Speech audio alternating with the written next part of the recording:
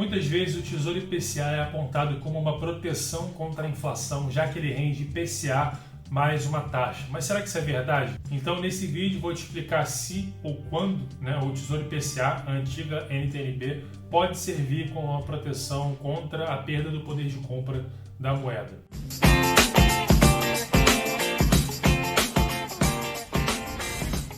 Bom, então se você é novo por aqui no canal, eu falo sobre economia e investimentos e muitos dos assuntos que eu falo aqui nos vídeos que tem data fixa para sair, eu já falei antes no Instagram, à medida que eles vão acontecendo, que os fatos vão saindo.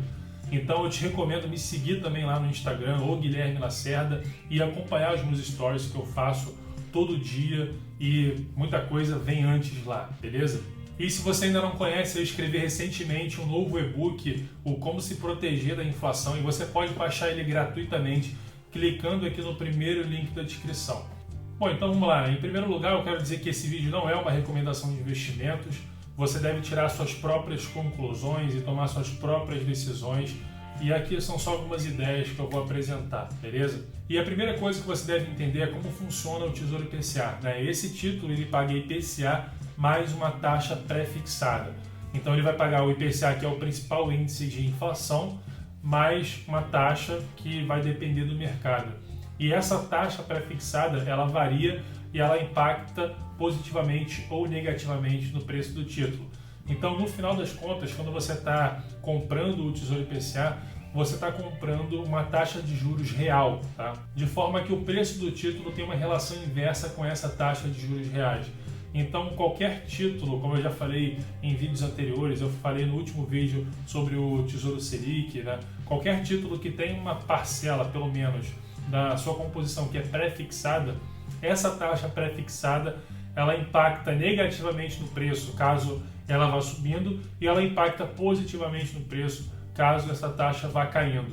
Então dá uma olhada, por exemplo, nesse gráfico que é o gráfico da taxa do Tesouro IPCA de 2026. Você vê que ela estava baixa ali, abaixo de 2,1%, ou seja, o título estava pagando IPCA mais 2,1%, e essa taxa foi subindo e hoje está em torno de 2,7%, É o Tesouro IPCA de 2026. E aí, ao mesmo tempo, dá uma olhada no que aconteceu com o preço desse título. O preço do título, à medida que a taxa de juros, que a taxa que o título paga, além da inflação, foi subindo, o preço desse título começou a cair, Ou seja, quem comprou o Tesouro IPCA lá no começo de agosto está tendo prejuízo nesse título agora até esse momento. E aí, qual o melhor momento para se comprar esse título? O melhor momento é quando a taxa de juros está alta, ou seja, quando é mais provável que os juros caiam do que ele continuar subindo.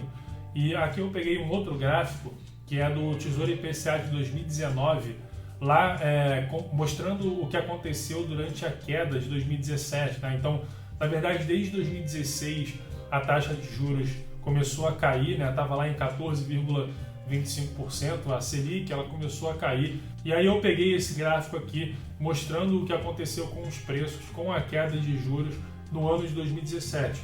Então, a linha vermelha é o preço do título e a linha azul é a taxa do título. E aí é claramente, bem nítido aqui, a relação inversa entre os dois.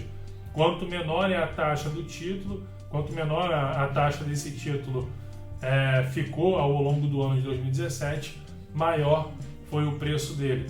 Ou seja, o cara que comprou lá quando os juros estavam perto de 14%, 14,25%, 14%, 13%, 12%, o cara que comprou nesses patamares ganhou muito dinheiro ao longo do final de 2016 e ao longo do ano de 2017, justamente por conta dessa queda na taxa de juros.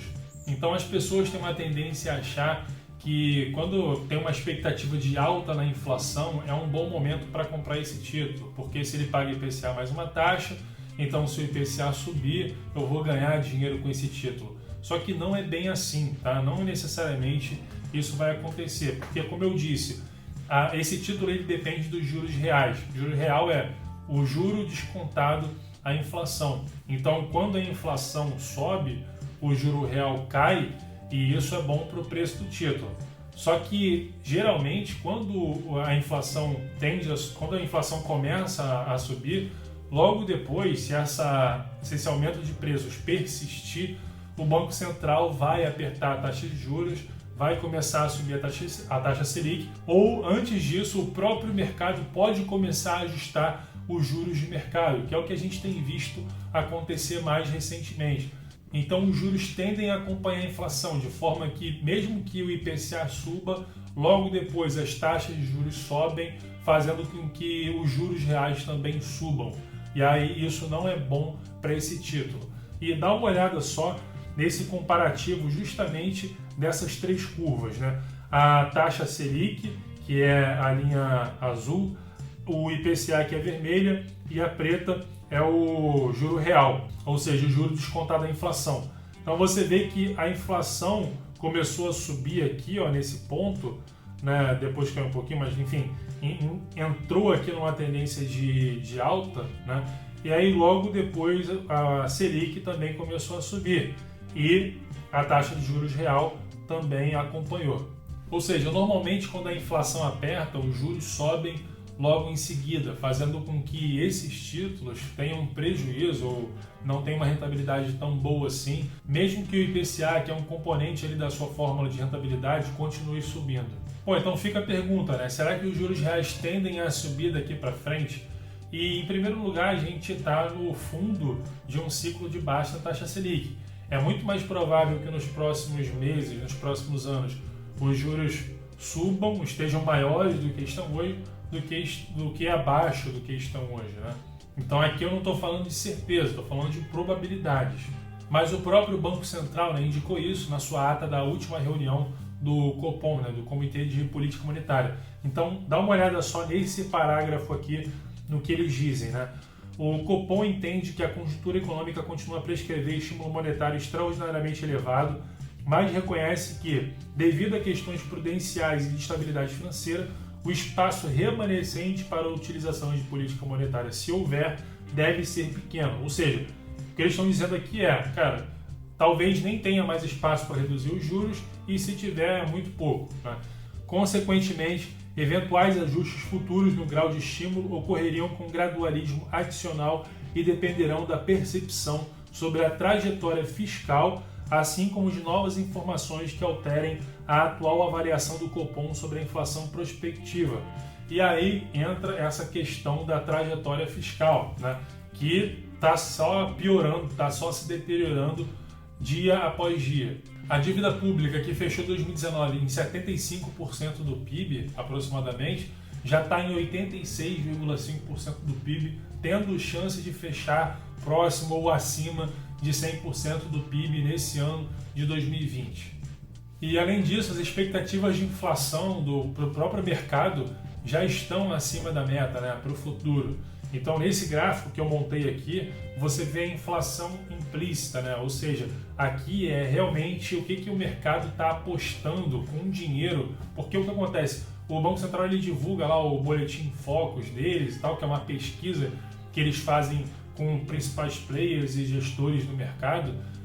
Mas, cara, uma pesquisa que o cara liga para perguntar o que você acha, qual é a sua expectativa de inflação, de PIB, etc., para o ano tal, tal e tal, ela é totalmente diferente do que o cara, daquele próprio gestor daquele fundo, está fazendo com o dinheiro do fundo, com o dinheiro dele, né? Onde que ele está colocando o dinheiro dele.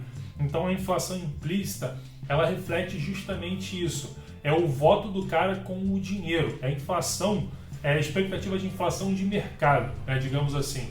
Então você vê que a inflação implícita aqui, no caso para 2026, ela vem subindo aí ao longo do ano. Teve esse chacoalhado aqui em março, né, por conta da pandemia, mas vem subindo aí ao longo do ano e agora já está batendo em 4,41% a expectativa de inflação do mercado, segundo a inflação implícita, para 2026.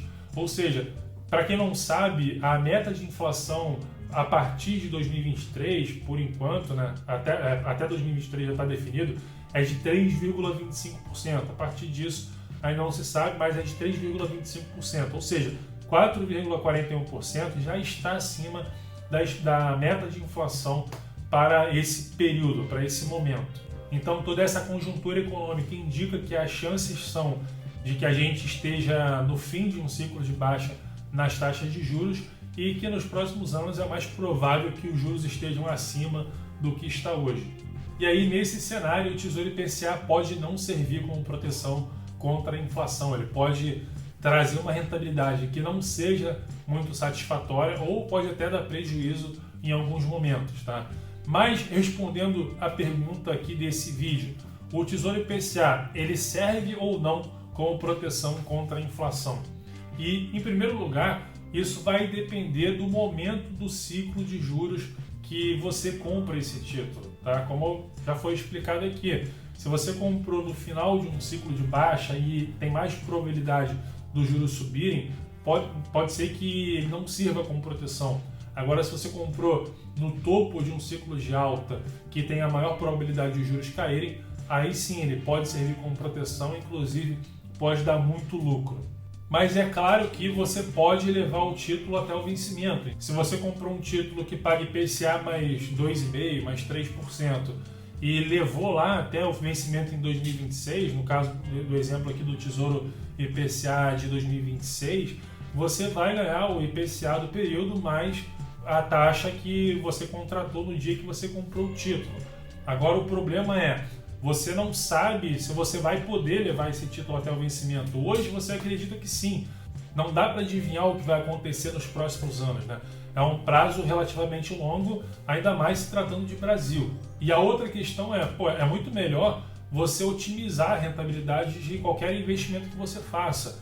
Então, ao invés de comprar uma taxa pequenininha, é melhor você comprar o título com uma taxa maior, né? É melhor comprar, por exemplo, um Tesouro IPCA para o cara que comprou lá quando estava IPCA mais 7, IPCA mais 6 e tanto, do que comprar IPCA mais 2 e pouco, 3%. Né? Isso é óbvio. Né? Então, você otimiza a rentabilidade dos seus investimentos.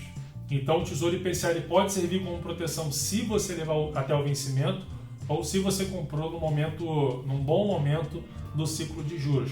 Mas ele não vai servir como proteção caso você compre num mau momento do ciclo de juros. Tá? E além disso tudo, dessa questão de ciclo de juros, impacto no preço do título, etc., tem também aquele ponto que eu já citei aqui também em vídeos anteriores, no Instagram, sobre a qualidade da medida, né, da métrica do IPCA. Será que o índice IPCA reflete de fato a sua inflação pessoal?